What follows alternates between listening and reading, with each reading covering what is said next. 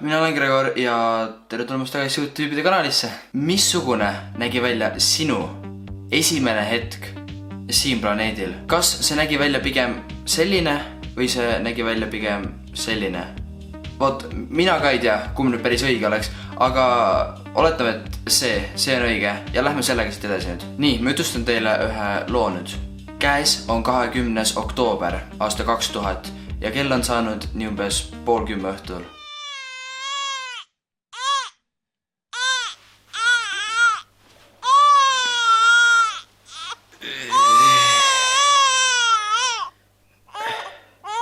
Arvatavasti just selline oligi minu esimene hetk siin maakeral. Täpselt ma seda sündmust ei mäleta, aga ma arvan, saite piisavalt hea ülevaate sellest. Aga olete kunagi mõelnud, kuidas esimene inimene sündis? Kas ta sündis nagu mina siin haiglas, sünnituslaua peal, arstide käte vahel? Ma ei usu väga. Aga mina olen seda alati sellisena ette kujutanud.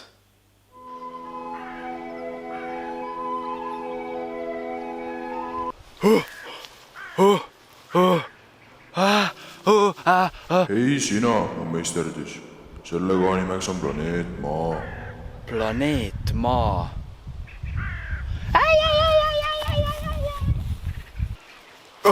Mis teie arvate, kas inimkonna esimene hetk siin planeet Maa peal võis näha just selline või oli see midagi teistsugust? Kirjuta kommentaariumisse.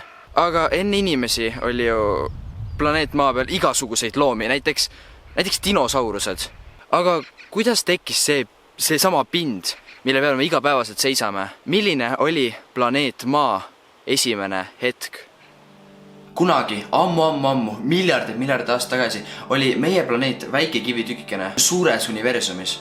Kui see kivitükikene hakkas kokku põrkuma järjest teiste kivitükikestega, nii suurte kui ka väikestega, nende kokku põrkumisel muutus see kivitükikene aina suuremaks, kuni nii umbes 4,5 miljardit aastat tagasi andis see juba meie praeguse planeedi mõõdu välja. Alguses oli see kuum ja laava voolas igal pool, kuid ajapikku see hakkas maha jahtuma ja edasiste sündmustega tekkis maale juba vesi ja taimed ja hapnik ja loomad ja kõik see tavar.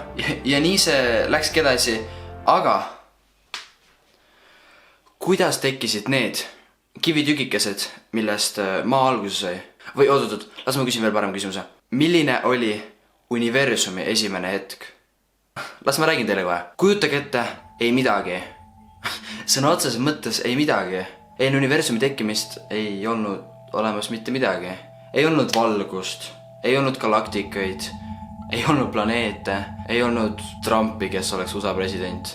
Ja siis umbes 13,8 miljardit aastat tagasi toimus midagi suurt, midagi väga suurt. Kogu universum oli ära pressitud väga väiksele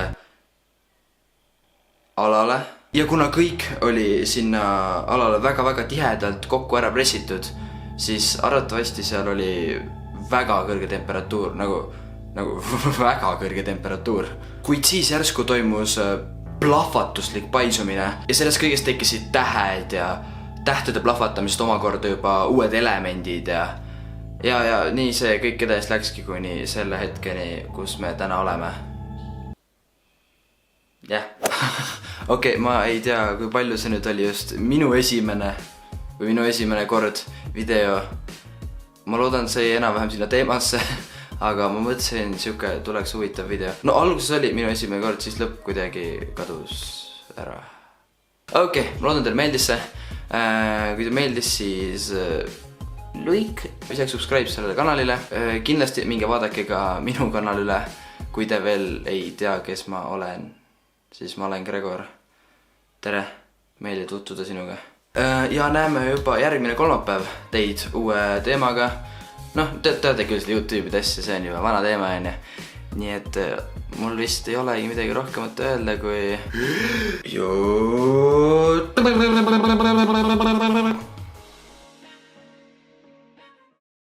midagi mis ma tegin?